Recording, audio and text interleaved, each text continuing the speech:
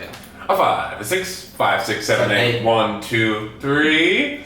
Ducky joint. DJ Ducky Joint. It's the Ducky is the joints. Hello, everybody. Welcome to the Ducky Joint Podcast. My name is Scott McRae. Brandon Brown. Oscar Teshi. How are we doing this week, boys? Pretty alright. Okay. Finished up one of my classes. Yeah. Congrats. Fuck summer classes all the way through. All the way through. Anyway, yeah. How are you guys? Pretty good, yeah. Pretty darn good. There's been a war going down in downtown Portland, actually. Yeah, you could say that. We like sleeping is interrupted by flashbangs and sirens about every night. Mm-hmm. I think actually every night for the last couple of weeks. It's been pretty crazy. Definitely, yeah. If you live in a place where there are still like active protests and stuff, you're probably witnessing some active pushback from the United States government at this point that is pretty frightening and Frightening, you could say the least. yeah. So for all of you out there who are continuing to protest and stuff, stay safe. Like, Yeah, for real. seriously, like more power to you. But it is getting increasingly dangerous. Like, yeah, if you didn't already know, we live in a police state. Now you do. And if you don't know, now you know. Right. This is I was hoping you hit it with the hard I thought it was clever. It's a bit much. but yeah. Yeah, let's talk about that. There's a lot of interesting qualities to Hollywood. And one of them that we've noticed recently is that when black people in movies say nigga, which everyone I think at this point knows, they're not saying nigger, they're saying nigga. For some reason, captioning always gives nigger, as if they don't know that that's not what the fuck's being said, and it's like a little sly way to slip that shit in there and just don't really understand the ongoing usage of that. Yeah, I wonder who is in charge of closed captioning. Mm-hmm. Like, because I know that there are some closed captionings that are just like, it's just a program that takes what it hears. And Which is also interesting. yeah, well, they wouldn't differentiate between Because it's like, I feel like it's not that hard to go in there and be like, hey, don't use this word ever. Yeah. You know? Like, Because that's why you're making like a weird racist algorithm, and then I'm like, okay, like we're gonna have like racist computers someday, which is like so interesting, so scary, so scary. yeah, they don't have the feeling at all, so they're just racist. Yeah, they don't have the empathy. They don't have the question and the doubt of other things. They're like, well, yeah, this is what. It's like, this is what it is. Fuck it. That is wild. But yeah, why is that not like changed? Especially with I mean, in terms of like how like the cultural lexicon has like adapted that into vernacular and stuff like that, and how it is like an actively discussed part of like vocabulary in modern culture, that there isn't more of a discussion around that, because it's literally like you're going along and you're like reading the subtitles, you're hearing it in the person's voice, and then all of a sudden boom, and it's like someone yells at you. And yeah, it's like, they didn't say that. I know they didn't say that. I didn't hear them say that. Why did they just read them say that? You like hear the person who wrote the caption. Yeah, It's their little. It's a quick little, hey, Yeah. nigger. Yeah, I just feel like maybe it's gone unnoticed or something, like, for the most part, because I just don't know how there hasn't been anything said about that at all, you know? It is interesting. Yeah, maybe enough people don't. We're weirdos. Also, we love closed captioning. Right, that's the debate: closed captioning or no closed captioning. Live and die by closed captioning. Yeah, if you say no closed captioning, You can hear. Right. Cool, bro. Your ears work. You didn't go through the phase of using headphones and playing them too loud. Just because everyone was like, "Don't listen to him too loud." And we were like, And you were like, okay, I won't. Okay. Like, what the fuck? Good for you. Get out of here. Yeah, definitely use closed captions, and definitely stop letting the N-word with the ER be used in that shit. Because what the fuck is up with that? the fuck? Like, we are so far beyond that. You also made a good point the other day about the whole. This isn't around closed captioning, but about who's the argument about who's allowed to say what, and about how like that's a weird discussion that's continued to happen, and like it seems like who's allowed to say it has almost been like curated by like white society almost, because it's like because it's like they have the desire to say it. Exactly. And also how else would that conversation start? the point that like that word I think is, I'm not sure where it originates from entirely, but like you said that is an American like cultural word, right? And for the most part, when you ask people who can say it, they're like, oh, black people can say it. Right. Any black person can say it, and like you were saying that it's like an American cultural word. Oh, so Oh yeah, I made the point the other day that like, if you want to go by the logic of like who can say that word and then say that it's only black people, well then realistically it would only be black people who have some sort of like attachment to the struggle that black people in America have historically gone through, which is obviously slavery and then everything thereafter, which is where the term came to fruition. There you go. So when you say like, oh, all black people can use it, then there comes cases of like people who are born and raised in Africa and then now live here. Should they be able to say it at that point? Because technically they don't really have that connection that someone like myself would have to that word because of a history of slavery in my family. You know what I mean? So like, and yeah, I just feel like then it gets dumb, and then it's like, well, stop paying so much attention to who's saying that word. Exactly. You know, it's as soon as you get there, right? Because then you would have to have that argument with yourself of, oh, well, I feel like all black people can say the word, but then now that I feel like that black person can't say the word. So now I just only some black people can say the word, and I have to know their background to know if they can like. And it's really funny because like if you're having that conversation with yourself, just you don't say it. Right. You don't say it. Right. As a part of the general concept, like if you have to have that conversation with yourself, like if you weren't already ingrained, born saying that you've been saying that it's part of your vernacular and your vocabulary. Yeah. If you have to have that conversation. Yeah. It's not something you should worry about. It just means don't say it, and then you're good. Right. You don't have to worry about who can say it or who doesn't. And I feel like it's so weird too because it's like it is one single word. It is a single word. Yeah. It is. Amidst a myriad of other like, words. It's not like you get to say nigga and then you just unlock so many other words. You know what I mean? Like it's not like that. It's literally one single word that people want to say so fucking badly. It's like an unlock for It's them. because they can't. It's the unattainment of it that I think just like. But it's a word. But also, I feel like a fucking word. There's some weird like. Okay, like drugs, like sex, sure. Like, I mean, sure, whatever. Those are like actual pleasures that like go against the grain of something. But like, word. I just want to say nigga.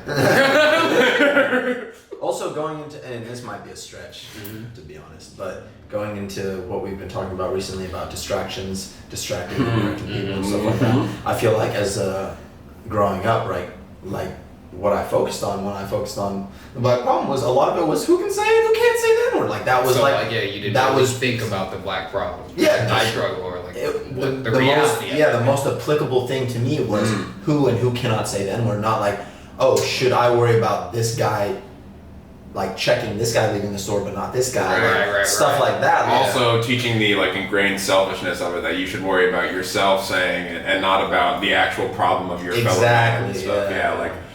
Which is super ingrained into the way people are interpreting the struggle now. You know. But yeah. We'll be right back. 5, We're back. 7, 8, 1, 2, 3. Hello, everybody. We've been back, everybody. Yeah, we came back before you even announced that we were back. Yo. What you guys don't understand about this podcast is that me and Scott run the show. You may think that Scott, has some power. He doesn't do shit, bro. We fucking run this motherfucker. We choose when shit starts and when it ends. And it started. It started. It started before he said it started and before this camera started fucking rolling. Is this what it feels like to get cucked? Yeah, Really? I think so. I don't know why you're acting like this is new for actually. you. What do you mean this is like a feeling? I am in no way enjoying this.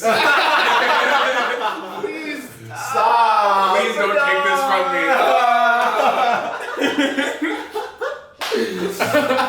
me. Like on that note, cuckold is one of my favorite words that is words. Yeah! Like it is so funny to call okay, cuck in and of itself, funny. Great, you're a cuck. Like what a thing to call someone. No offense to any cucks out there, respect, do what you do, love your shit, yeah, it's awesome.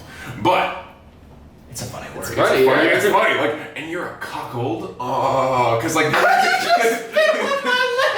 cause then you're getting cuckolded. And to get cuckolded, that's so different. Like, that is a verb. Like, to be, I'm cuckolding this man. Like, and you're just like, what do you mean? It's like, well, I'm going over.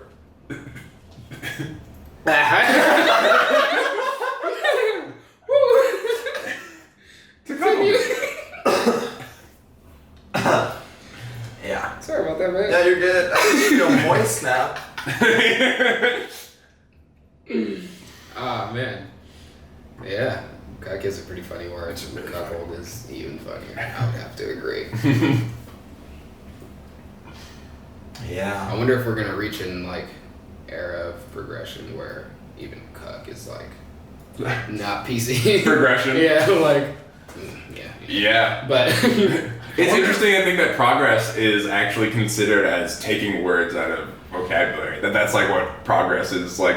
It's almost very like such like a disturbing version of progress, because progress should be like very visible. It should also be material. It should also be things that you can witness. Right. I feel like by taking out words, it's never something I can witness. It feels like it's always an active discussion. It's never really decided on. and then those people who are gonna use that word are gonna use that word. They're gonna use that Behind word. those doors, yeah. People are going to be offended by that word, always going to be offended by that word, and that's just how that's going to go. Yeah. And, like, if anything, that's always going to, like, there's something about, like, the dialectic of that, I guess, by saying, like, oh, well, I want to get rid of this word, then you have people, like, crop up with that word, and, like, or a new word, God forbid, that they come up. Like, for instance, like, if you take away their Nazi symbol, they'll just co-opt the OK sign, which is, like... Well, that's also a historical thing. A historical thing, don't get me wrong, but it's like they said, let's bring it back. Also, my question is like with the whole white power rooster symbol thing that they got going on. Why do they have to make it so similar to so many other like that's an okay? That's just like okay, buddy. Like why? So we can't do that now? Because it seems like you're making me feel weird. That's all. I'm a white nationalist. Oh yeah, you're right. That's my bad. Moving on. I'm writing it down. I'm writing it down so I don't forget. Oscar, beer. White nationalist. You get 2 beers and then he just starts He going just on and goes- on about and then it. You know that uncle that goes Uh, crazy at Christmas time? That's me. Off 2 beers. 2 beers, baby. And strictly about white nationalism. What you got going on? Oh my goodness. Yeah, just so I never forget. Oh, ever. Actual white nationalism. Oh. Yeah.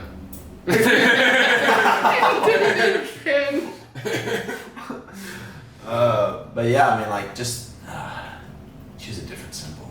Choose a very obscure symbol that people know. You know what? Honestly, this is a call to all neo-Nazis. Be more fucking creative. Yeah, for original, for Christ's God's sakes. sakes. I mean, you stole your Nazi symbol Right. from Native Americans. Right. So. Also, stop being Neo-Nazis. We got away from it. Especially once it became called neo-Nazis. And what we were asking of them was to be more creative. Are you gonna title this part of the video "A Call to White Nationalism"? Jesus. So when people look it up, our video will fall underneath that. And people try to get their white nationalism fix for the day on On YouTube, YouTube. and then we pop up, and they're like, They're "There's like, two this is brown ones in really there." edgy. Yeah, I don't like that. No, they're not gonna watch it. That's a good point. But yeah, seriously, if you made it this far, white nationalists, cut that shit out.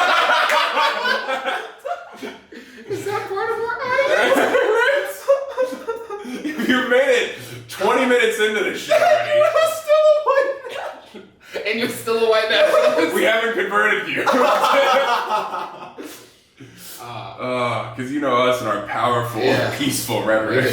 We got it in us. We got it. We change everyone that we come across. For the worse. But they change. Contamination. Contamination, nonetheless. Yeah. Yeah, let's get into it. I can feel both of you start to say some shit, and then.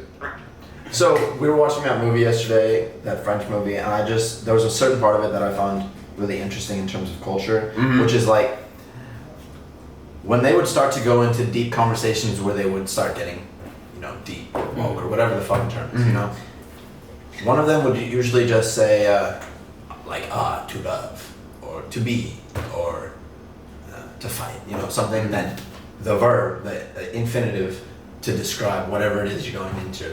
And then it's an all-encompassing, this is whatever you're about to say, it is what it is. And I kind of think it's cool, but it's also really pretentious. It is. So just because have the conversation that you want to have the conversation. Definitely. But also it's I feel like I would definitely use that if I was going into a place, and this is biased of course, and I start hearing people have a conversation that they feel is probably deep, and I'm probably I just don't want to have this conversation right now. Or I don't think that you guys are capable of having the correct form of this conversation, which is a super selfish thing to do, but it is what it is. Right.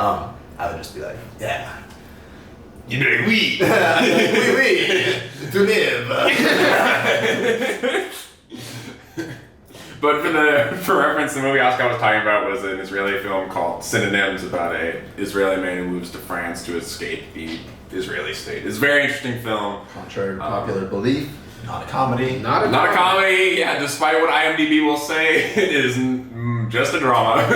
Strictly drama. You laugh once. You laugh once. But it is quite good, quite thought-provoking. Yeah, really good. But there was a lot of interesting things about that film. And I do, on that note, the filmmaker Eric Romer, we were talking about this the other day, that I love his films because it's just adult. We're referencing Michael Cera here because he's in Michael Cera's Adventures movie going on Criterion. Michael Cera's I love that he just has adults talk like adults. They just say pretentious, stupid, silly things without second guessing themselves. Because all adults and I've always had this issue where I've talked to people who are I can't sympathize with X and X movie character.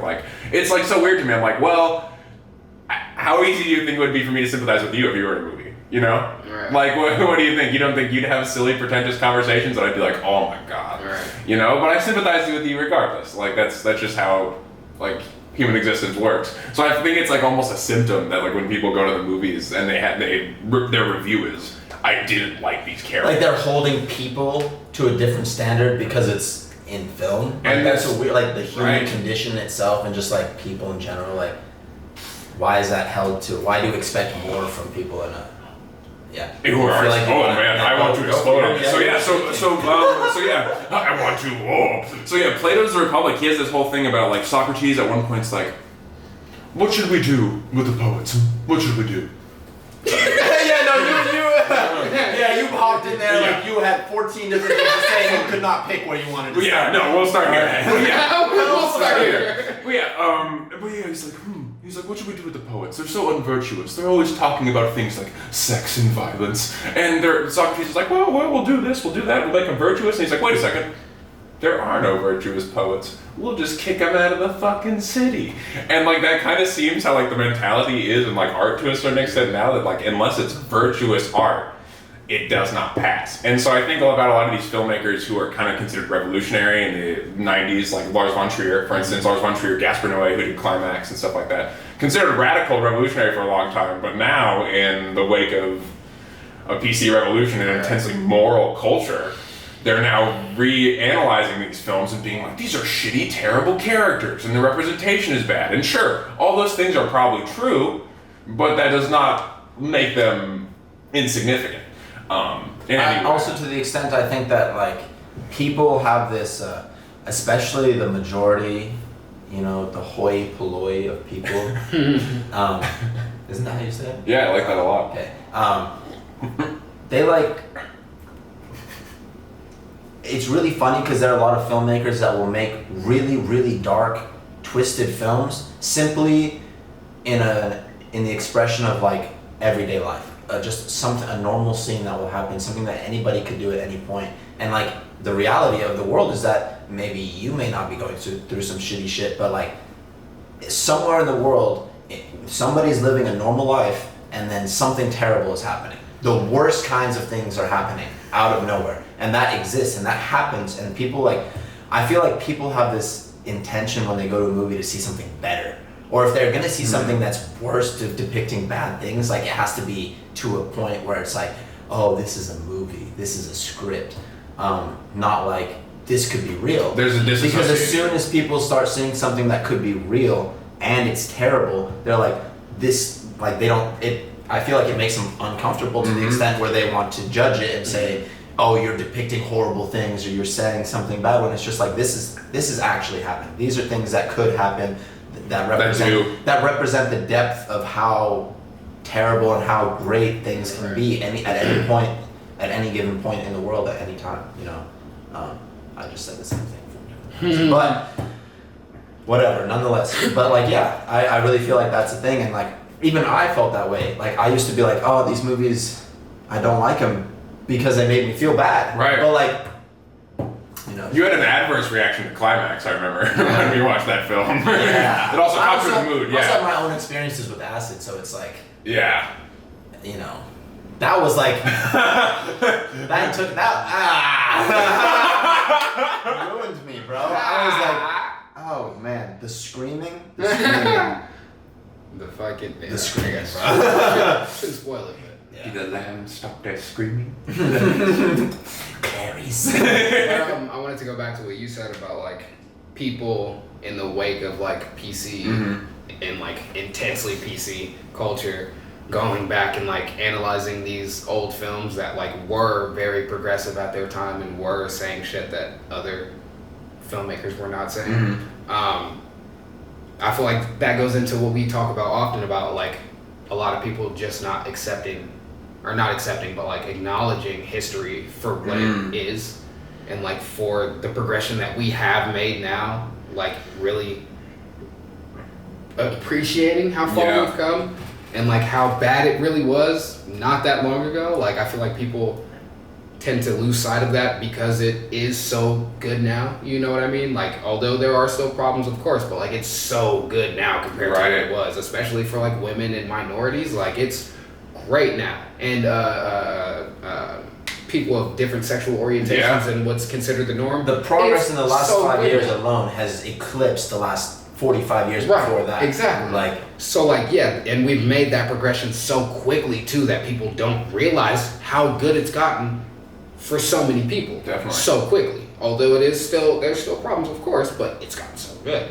And so people like almost like forget how bad it was not that long ago when these movies were coming out, and that like it really was something to like make that little message, however bad the character might have been or the representation might have been. It was important to do that. And we'll continue this conversation. We'll be right back. 5, 6, we 7. were back already, Scott. We are back. But yeah, I just feel like it ties into like people almost forgetting history, appreciating how far we've come from that history. Definitely. And yeah, it's almost like this, and far from like not even acknowledging, it's almost like an invalidation a little bit of that history. Like I was thinking about, we were talking about that movie, Imitation of Life by Douglas Sirk, with the, that was like one of the first films in major Hollywood to discuss like colorism in the black community and stuff like that, and like kind of like discriminating against light-skinned people, and like, it was fascinating. And I mean, imperfect conversation, but it had a white woman and a black woman talking about their race openly and talking about the socioeconomic differences in their race in 1959, and like on a mature, thoughtful, adult level. And this was also by a filmmaker who filmed movies with gay guys that were like very shrouded, like subtly shrouded things, where it was like basically telling his story about being a gay man, you know? And like that was like so he clearly was like tapped into that shit a little bit and was clearly like woke for his time, you know? Because it's almost like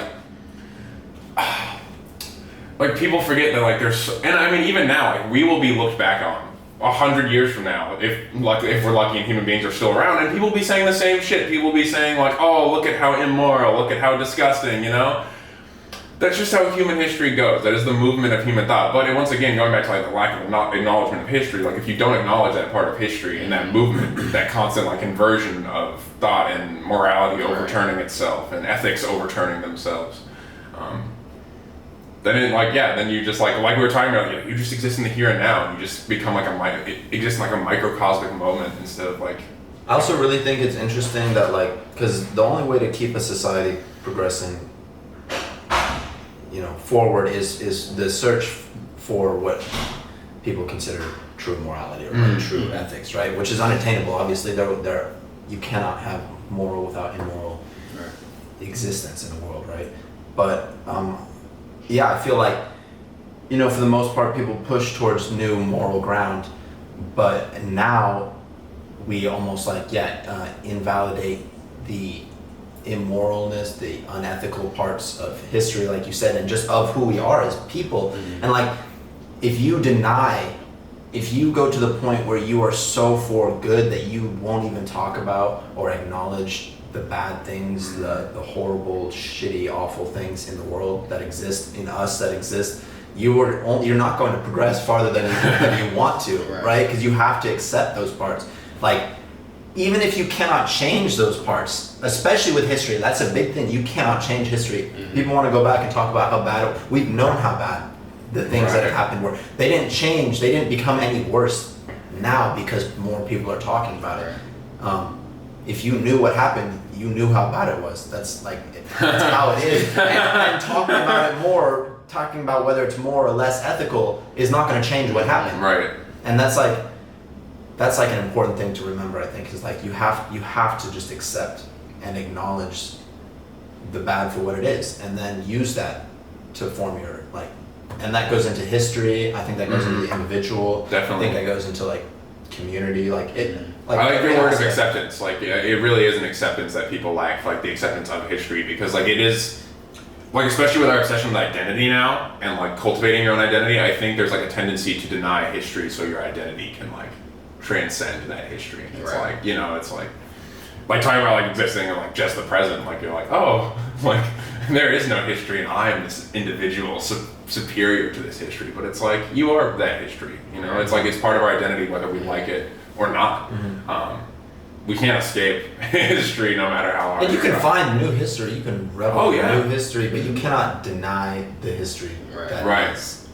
I mean, we've been talking about this, how history is almost it's, for anyone who experiences it, there are these segments in time where we have a post, we were talking about this the other day, there's our post 45, after the atomic bomb, that is a new history. That is and now we're living in the beginning of another one. We're living in the post-COVID. Right. If everything was post-war, now it's post-COVID, it's kind of crazy. It's but it's cool. It's cool to actually be inside of history, I guess, so to speak, and see that that forward movement despite just existing in the present, and be oh, it's chugging, it's going. Yeah, but it was interesting. We watched what was it? The Meaning of Life. They did say that blatantly social commentary. That's the word. It was a blatant social commentary, but they were what was it? Hamilton. Only the victor's side is shared throughout history. Where did we watch that? I think that was Hamilton, wasn't it? Yeah, that was Hamilton. Yeah, that was Hamilton, right? I don't remember. Anyway, but that was sticking with me that the side of victory. The side of victory is always shared throughout history, which is an interesting concept. I think there's. Lin-Manuel Miranda's heart just swooned, by the way, that you got it mixed up with Monty Python. He's out there somewhere crying right now. He doesn't know why. He's oh my god! But yeah, I mean that is true to an extent, and I think also it's really important in terms of just how the way the world works, how everything works is the balance, and so if you understand one side, you should understand the other side as well. So everything that you know about history that's a victory,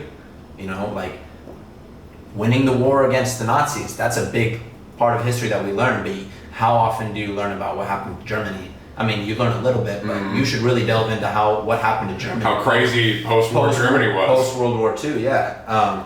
And even post-World War I, which created a whole other thing. Because we learn about, that's a great point. We learn about the split, and then we learn about the Berlin Wall falling. We don't learn about the 50 years in between when people in Berlin had a wall around them. That was their solution to Nazism. Yeah. But just like, it is interesting that they show one side and not the other, but do yourself some good, look at the other side. Mm-hmm. I don't really know where I was going with that, some sort of teaching moment. But I like your point about the side of, so there's this film called The Battle of Algiers, and it's about the Algerian Revolution and when France was colonial force there, and pretty much the film makes the argument that the only difference between terrorists and revolutionaries win. It's a pretty profound point that had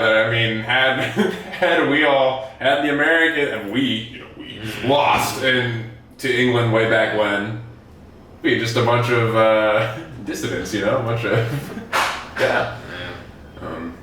but yeah, that's how fickle history is. That's just you just fall on one side or you fall on the other, and you're lucky if you stand the victor. That's certainly an interesting phrase. Difference between terrorists and revolutionaries is that. Oh, very good. I feel like that's So sorry, Scott. I mean, I get the point to it.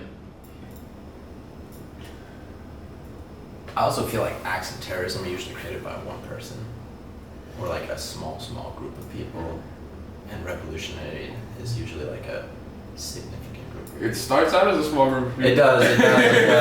It's a small movement. Yeah. But not necessarily to create. 30 dudes. I guess it is a perspective thing. Yeah. Because to the British, we were terrorizing the shit. We were throwing their tea in the water. Their tea, that precious tea. Yeah. Because of the tax. I will wrestle with this, but it's it's interesting. I like it. Yeah, wrestle with that one, folks. Yeah. What else we got, dudes? Fucking. I'm interested to see. So back to return to what is happening today and what we started the conversation off with federal officers in certain cities. I know they have deployed them into. Department of Homeland Security has deployed federal officers into Portland, Chicago, Albuquerque, a few other. I think maybe New York City will be soon. Some other places, but I'm really curious to see if this because states really I don't think can do anything about it. There's no pushback available for even state Congress or anything like that to be no, don't come in here. They're gonna come in no matter what. Mm-hmm. So I wonder if it's gonna be. I wonder if they're just gonna. If this is the way it's gonna be until we just elect a new president. Depending on who it is, you know what I mean? Yeah, I guess we should probably. I really feel like right now there's this sense of oh shit! I forgot about that. Yeah, I wanted to talk about that. Sorry, go ahead. I just feel like there's this sense of not if there wasn't a sense of not knowing what the fuck was gonna happen with Corona. Right. With this, I just don't. I don't understand because the more it's just gonna make more people go, and then that's gonna it's gonna increase the uncertainty that already exists so much, and the unrest and the distrust. But yeah. Yeah, Kanye West is. Go ahead, man. Yeah, running for president. Oh yeah, we should. Yeah, I just wanted to touch on that all we can. I feel like it should be more widely acknowledged and accepted that he's going through a manic episode and that this is not a time to make jokes about it and shit. Yeah. And then seriously sick and to if you're enabling it or you're making fun of it or shit, you're doing the same thing that happened with Amy Winehouse. Amy Winehouse, this person's going through something. I think so hard. If you're able to do it with your friends and recognize their struggles, you need to recognize something on a greater platform. The only reason that people think it's funny is because it's this celebrity who has a huge platform and people just love watching the downfall of fall from grace. Yeah, people who they see up and this is not the time to do that because he's really going through some shit. He's going through some shit. And if you're on the Kim bandwagon, And you like supporting that shit she said about like how it's so painful to understand bipolar disorder. Like, shut the fuck up. Yeah, like seriously, like it's for them to deal with, but also just don't point fun at mental illness. Right. It's blatantly obvious. right. Yeah. Do better, folks. Like, like come on, like get him some help. Like talk to each other about it. Like stop making it into a media thing. Like the man needs love and support. And I think the craziest part about it is that every time he goes through a manic episode, there's no one around him to like stop him from. Because nobody can. I feel like nobody can. I feel like he's reached a point where anybody feels like if they try to assert power, it's just not going to work. It's just going to be like, get out of my life. Yeah, just like it's crazy to see that like Dave Chappelle and Dame Dash both went to go visit this nigga at his ranch and shit, and like he's gonna keep going. You know what I mean? Like they couldn't talk him down. So it's like, he's really going through some shit. We wish you the best, Kanye. Also, if you have a chance, you should check out his first presidential rally just to see the extent of what this man is clearly not thinking about. Definitely. His brain, like, and open up your empathy there. Yeah. Definitely see a man struggling, and because he really is there. He should not be in front of people. He should not be in front of the camera. I feel like we've all been there when we've had those moments where it's like, no one put me in front of people. It's like when you're crying in the classroom and your teacher's pointing out how you're crying in the classroom, and then everyone's like, oh, look, he's... Yeah, I'm crying in the classroom. Yeah. Yeah, not fuck everybody up being here. Anyway, but So cut that shit out.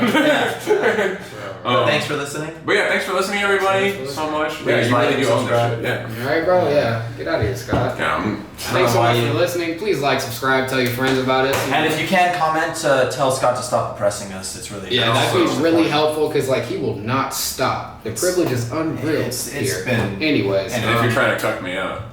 Hit the boy up. Thank you guys so much. Any plugs? Honestly, Synonyms. Yeah, watch Nadav Lapid's Synonyms. Stop promoting film. If you're although two beer fade, you just might fall asleep. Thank you so much, everybody. Have a wonderful week. We'll see you next time. It was one beer. Yeah. See you next time. Thank you. Ducky Jones.